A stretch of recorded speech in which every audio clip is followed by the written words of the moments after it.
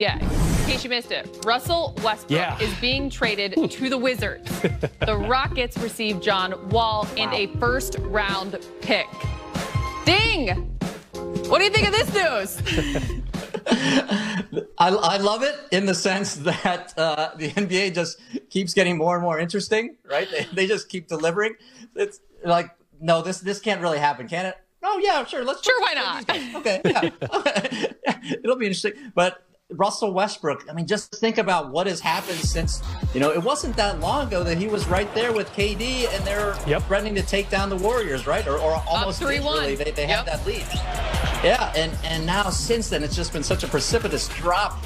Everything's gone differently. And now he's bouncing from the Rockets and James Harden to bouncing over to the Wizards, and they're hoping that he can change things for Bradley Beal to that level. I mean, it's obviously a little bit of grasping for both franchises, but it's fun. We like it. I don't know what to make of it. I mean, I think the winner is the team that got the draft pick. In this case, it's Houston, and I understand why they get it. John Wall did not play at all this past season. Didn't really play much the 2 years before that either. I think he only averaged about 35 games a season. So he's been down and out for a few years now. They both have the same amount of money left on their contracts. It's a very parallel trade, and why not? You have to do something in Houston. That team just I still don't know what happened to that franchise. They were interesting. They were fun. They got a game off the Lakers in the second round, and then not competitive after that. Had to mix it up a little bit. As exciting as all of this is, let me remind all of us that there's still one thing that is above and beyond our control, and that's the pandemic. And here's the latest from the NBA. The NBA and Players Association released initial COVID-19 testing results in a joint statement, saying NBA players returned to a league-wide testing program over the past week, with testing beginning between November 24th through the 30th, depending on the day that a player returned to the team's market. Of the 546 players tested for COVID-19 during this initial return to market testing phase, 48 have returned positive tests. Anyone who has returned a confirmed positive test during this initial phase of testing in their team's market is isolated until they are cleared for leaving isolation under the rules established by the NBA and the Players Association in accordance with CDC guidelines. Still to come, opening night in the NBA, it's set. Lakers against Clippers ahead. We'll play Rank 'em for the top storylines heading into the Hallway Series. Plus, there is another Gasol in LA. Coming up, you'll hear my one-on-one with Pal's younger brother on why he chose of the day. LeBron James is going to be here a while. According to multiple media reports, LeBron and the Lakers have agreed to a 2-year contract extension that will keep LeBron with the purple and gold through the 2022-23 season. LeBron is coming off a year where, at age 35, he led the league in assists at over 10 a game. Now, LeBron was already under contract for $39 million this year. The reported terms of the extension, starting in the 2021-22 season, he will be making over $41 million. And that will bump up to over $44.5 million in the 2022-23 season. I love those numbers. Clutch Sports tweeting out the news saying, congrats, King James, signing your extension with the Lakers. Hashtag clutch. Clutch. I don't know about you guys, but I feel like this news caught me by surprise. Kevin Ding, did it you as well? Yeah. I mean, you don't get this very often in the NBA world, where you get blindsided by a star, the ultimate star, signing a deal of any sort. So kudos to Clutch and LeBron's crew in this sense. But the more you think about it, the more sense it makes. If LeBron is this comfortable, this happy with the Lakers family, then it makes sense. He can make a little bit more money by extending it now based on the collective bargaining agreement arrangements. But the gist of it is that he's not desperate, but eager to lock himself in with this new Lakers family. And more than anything else, it's a testament to what a great year they had together. As much crazy stuff has happened, right? It brought LeBron closer to the Lakers family, and here's the result is moving forward. Yeah, the extension I was expecting from a Clutch client was Anthony Davis any day now. They've been talking about that for a while now. And yeah, definitely very excited by this, but also definitely surprised by it.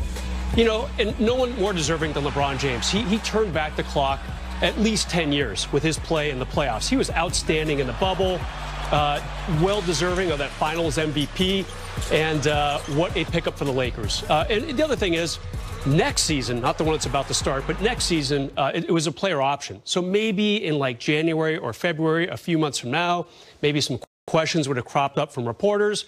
You know, what are you going to do about your opt-in? And now he gets to avoid all those questions and just concentrate on basketball for 3 solid years with the Los Angeles Lakers. Which is so nice because I think we've caught him, though he's about to turn 36, at still a very nice time of his career. Exactly. Absolutely. You both kind of touched on it, Kevin, as well.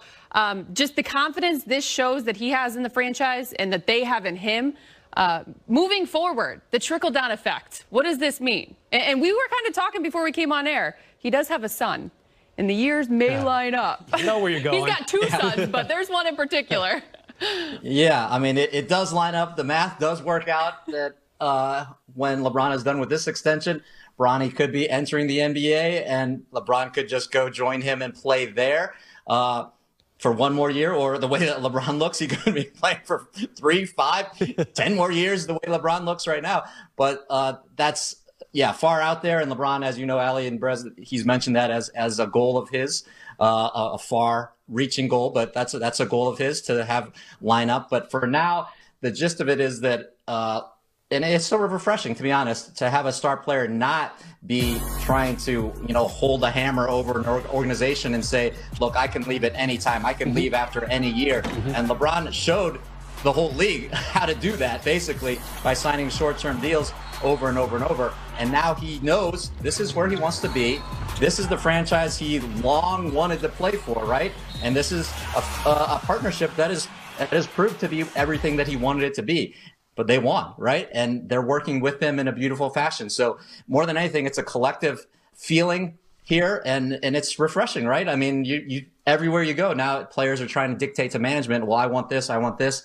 I can show you this. I can bring in this player. But here's LeBron saying, hey, we're working together beautifully. Let's keep it going. And I want to end my career here unless my son brings me somewhere else. Yeah, where's Barney going to get drafted potentially, a few years down the road? And there's a lot to talk about between now and then. But just the fact that LeBron indeed is saying, hey, I've enjoyed my years in L.A. It helps when you win a championship in his second season with the Lakers. But again, there's not going to be that carnival, the kind of the circus atmosphere when he was getting ready to leave Miami several years ago, or Cleveland for the second time. Those entire seasons, he was asked, what are you going to do? What's going to happen? Where are you going to be 6 months from now? And now he gets to avoid all that. And what a strong statement to potential free agents down the road. LeBron's here to stay. He never looked better than he did in the most recent playoff season. And now we just wait for Anthony Davis. How long will his deal be? That's what's next. And then after that, games, which we're starting to find out when those are happening. Slowly but surely. The NBA, yes, made it official that the Lakers will be playing in the first night of the regular season. They will, of course, be playing the Clippers. Game 1 is Tuesday, December 22nd at 7 o'clock. The other game that day is Warriors and Nets. KD expected to make his Brooklyn debut against his former team. The Christmas Day slate of games have also been announced, and it's a great lineup. The Lakers play at 5 o'clock against Luka Doncic and the Mavs. The day starts with the young Pelicans against the Miami Heat, followed by the Warriors versus Bucks. Then Nets, Celtics, the Lakers and Mavs are the fourth game of the day, which wraps up with then Clippers and Nuggets. Talking with me and Richard Jefferson on the Road Trippin' podcast, LeBron had nothing but praise for Luka's game. Luka is one of my favorite players in the NBA today. From the simple fact of the way I play the game is exactly how I love the way he plays the game. Team first, gets his guys involved. If you challenge me to score, I'm going to score. And at the same time, I'm going to score. And also, at the same time, I'm going to keep my guys involved. But I play for the team, and I'm going to play with a sense of joy. When Luka was going through his contract negotiations with Nike, and you saw him at one point, he was wearing Jordans. He started wearing the other brands. Other brands, you don't even say. Yeah, I don't say the other brands. So good at that. He was wearing the other brands on his feet during practices in Notion. I wanted to begin Team LeBron and have Luka as my first signing with Nike. Oh, wow. This is what I wanted.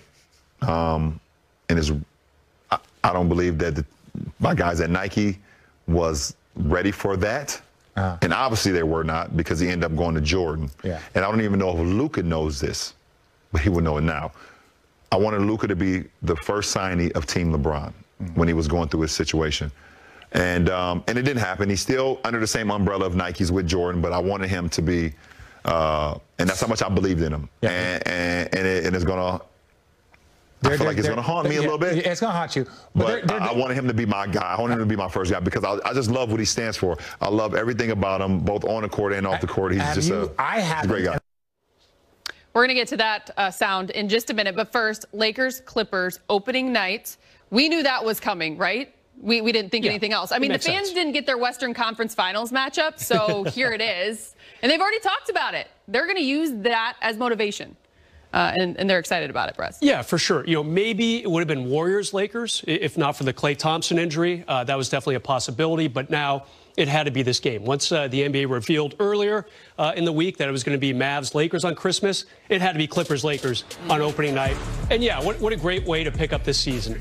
Clippers undeniably just can't get over that hump. I mean, they won the first 2 regular season games against the Lakers last season, never beat them after that, didn't get a chance to face them after blowing a comfortable lead in the second round of the playoffs. What will happen now? Montrezl Harrell switching uniforms, going down the hall with the Lakers now. What will Serge Ibaka look like in a Clipper uniform? How much will LeBron and AD play? A lot of storylines potentially coming out of this, just this one game. And I think we'll talk about that a little bit later in the show, too. There's also a lot of talk about getting the rings on opening night, Kevin Ding. Some talk about maybe holding off the banner for later. Yeah, I like that. For the fans, but you got to look forward to that, too, against the Clippers, right?